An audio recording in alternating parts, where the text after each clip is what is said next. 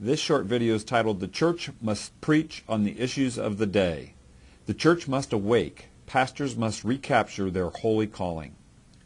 John Adams said this, "It is the duty of the clergy to accommodate their discourses to the times, to preach against such sins as are most prevalent, and recommend such virtues as are most wanted.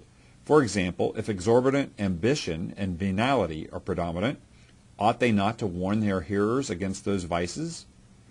If public spirit is much wanted, should they not inculcate this great virtue?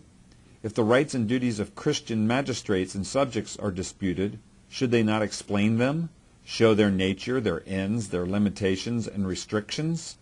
No matter how much it may move the gall of Massachusetts, what he's saying right here is that pastors should preach on the role of civil magistrates, those that are serving in public office, what their character values should be, what their limits of governing power are according to both the scriptures and to the constitutions of both the state and the national government. John Adams even went on to call out two patriot pastors that had a particular impact, the Reverend Dr. Mayhew and the Reverend Dr. Cooper. He said the most conspicuous, the most ardent and influential in the awakening and revival in American principles and feelings were these two ministers. But there were more like them. There were dozens like them, and they populated the American Revolutionary period. These ministers had a biblical worldview of all of life and taught and preached the Bible to be applied in all areas of life.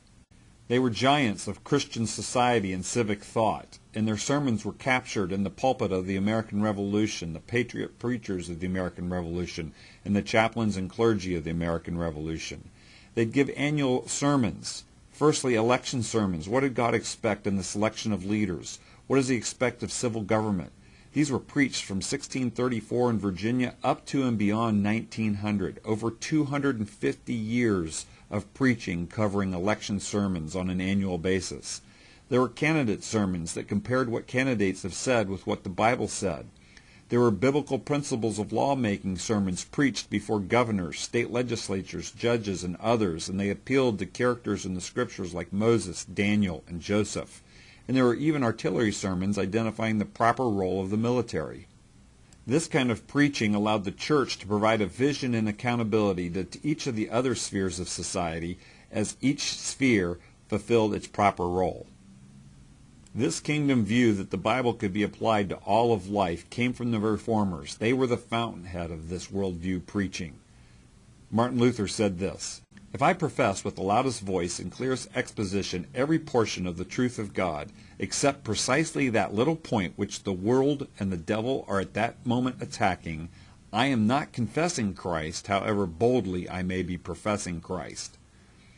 Where the battle rages, there the loyalty of the soldier is proved. And to be steady on all the battlefields besides is mere flight and disgrace if he flinches at that point.